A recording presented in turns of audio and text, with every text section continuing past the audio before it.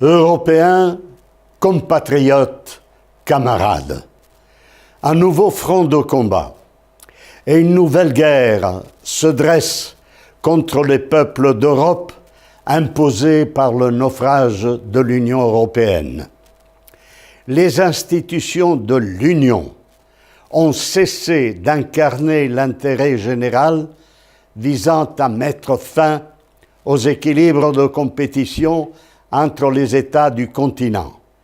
Sur la scène internationale, l'Union s'est asservie à une Amérique, à une alliance atlantique et à une eurocratie aux intérêts propres et incapable d'incarner un idéal ou une vision du monde. Au cœur du continent et à sa périphérie, en Ukraine, au Proche et Moyen-Orient, au Golfe, en Afrique du Nord et en Afrique subsaharienne, fait rage une déstabilisation des sociétés et une guerre multiforme. Cette union n'a pas apporté un remède aux excès des caractères nationaux ni aux égoïsmes et querelles de leur classe dirigeante. En revanche, leurs mésententes se sont aggravées et le fossé économique et social entre les classes laborieuses des 27 pays membres s'est approfondi. De fait, l'Union européenne est divisée par une frontière invisible qui sépare la zone nord de la zone sud et les pays de l'Est des pays de l'Ouest. Dans ces conditions et face à ces épreuves, le soutien des Européens a disparu. Ils se dressent désormais contre la trahison de la promesse initiale de prospérité et de paix inscrite dans les principes constitutifs de l'Union et garantie par la Charte de l'Atlantique Nord. Contre ce mensonge historique et contre cet asservissement politique, un tournant décisif s'impose. Européens, compatriotes, camarades, le temps est venu d'une renaissance intérieure et d'une autre conception de l'Europe. Une mutation des esprits et des volontés est nécessaire et urgente pour relever notre continent. En effet, le système planétaire est entré dans une ère de mutation permanente et profonde, dans un nouveau cycle de conflits et dans une guerre ouverte portée par l'État islamique du Levant contre l'Occident. Les grandes révolutions spirituelles ne s'établissent pas à coup de décrets ou de règlements, car jamais dans l'histoire de l'humanité un changement de cap dans la civilisation a pu se faire sans une revendication d'identité, sans un élan de la foi, sans un appel à la force, sans se poser des grandes questions. Qui sommes-nous? Que faire ensemble? Pour quelle vision du monde nous nous engageons dans l'histoire de l'avenir? Or, sans une remise en cause radicale et sans un éveil des consciences, rien n'est possible dans la vie des peuples, rien ne se passe dans la vie publique. La bataille pour la reconquête des esprits a commencé. Le but de guerre qui est devant nous est celui de la bataille qui engage désormais chaque Européen est constitué par le réarmement moral face à un état général de désertion. Les questions existentielles demeurent lapidaires. Quel type d'Europe voulons-nous? Quel sens a-t-elle cette interrogation pour un engagement combattant? Un immense vide et une immense imposture se sont installés dans nos systèmes de pensée faussement universalistes et aux murailles intellectuelles fermées. C'est une vassalisation des consciences et un vide d'autorité qui est pourtant nécessaire à l'indépendance des États. C'est un déséquilibre entre devoir et obéissance, notion pourtant vitale pour garantir les libertés individuelles. Sur le plan ordinaire et contre tout asservissement social, l'économie doit être régulée et la finance mise au service de l'économie. Contre tout asservissement politique, l'Europe doit revendiquer son indépendance vis-à-vis de l'Amérique. Par ailleurs, l'idée selon laquelle l'unité de l'Europe est aux mains de structures de pouvoir indépendantes, ou l'autre idée selon laquelle la sécurité du continent est assurée par des alliances militaires dirigées par des puissances extérieures, ces idées sont fausses et trompeuses. Il s'agit de contre-vérités évidentes. Toute campagne de manipulation selon laquelle nous serions menacés par un grand peuple de l'Est, la Russie, qui a comme nous un intérêt majeur pour la paix, est fondée sur une propagande dangereuse.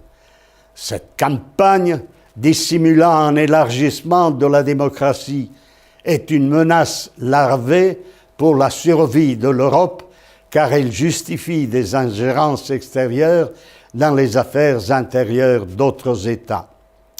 Elle s'étend au contrôle sur les communications personnelles des chefs d'État et de gouvernement et à l'espionnage à grande échelle vis-à-vis de chaque citoyen.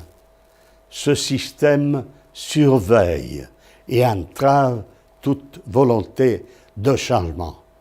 Cependant, les défis et les menaces les plus sombres viennent de l'islamisme, de l'invasion migratoire et du déclin démographique. Au sein de l'Union, le mécontentement monte et une vague de révolte gronde, sourde et puissante. Depuis 30 ans, les peuples européens ont perdu leur mémoire et leur mythe et ont été détournés par l'illusion d'une union soutenue par le maillage de la grande finance multinationale. Ce réseau est une métastase, car il étouffe toute avancée politique vers une autre société, vers un autre mode de vie, vers un monde plus stable et plus sûr. Derrière les freins de la pure conservation et du statu quo sans projet, dressé contre la marche de l'histoire, se cache un bloc de pays et de privilèges qui rappellent ceux de l'Ancien Régime et du despotisme historique. Le rêve fédéraliste de créer un nouvel État qui remplacerait les anciens a délégitimé les nations. Il a encouragé les tendances séparatistes internes en brisant l'unité nationale.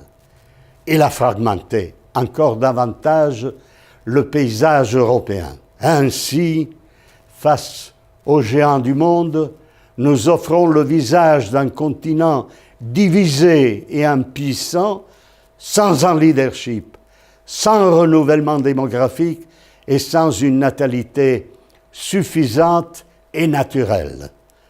Par ailleurs, au sujet des migrations, nous tolérons et encourageons, par complicité et par faiblesse, un transfert massif des populations qui transforme la nature de notre civilisation et fait apparaître la figure de l'ennemi comme incarnation antagoniste de la différence éthique, ethnique et religieuse. Cet ennemi qui vit à l'extérieur, mais aussi dans les entrailles des nations, affaiblit celle-ci par une guerre de religion qui mine le moral du peuple et les politiques nationales.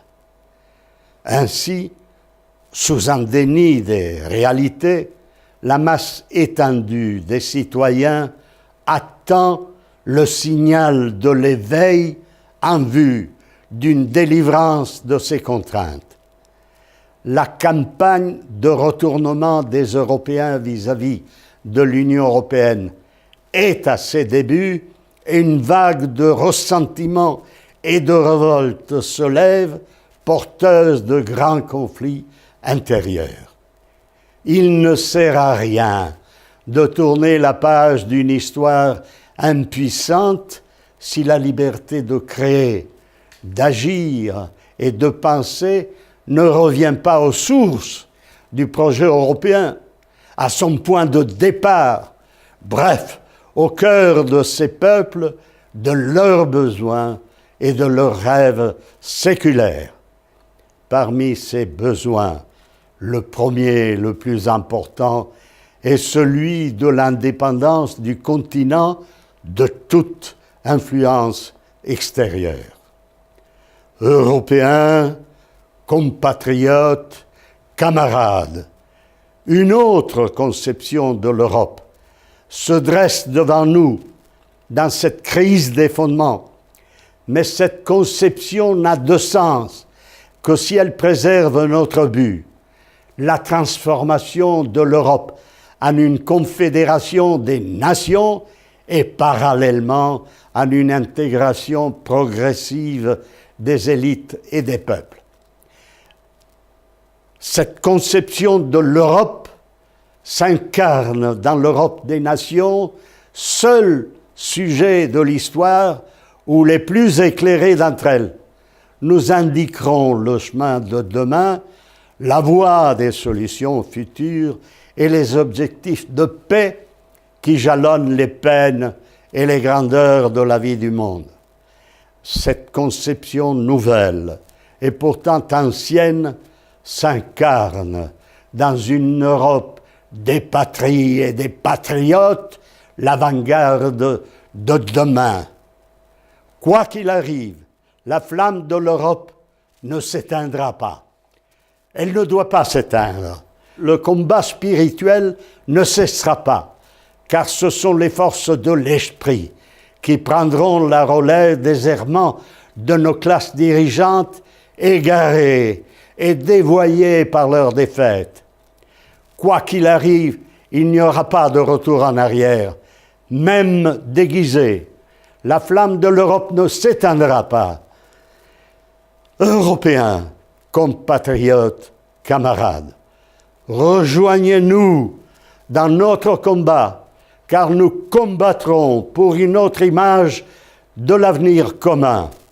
En avant, camarades, il n'y a d'invincible que le courage, il n'y a d'élevé que l'honneur.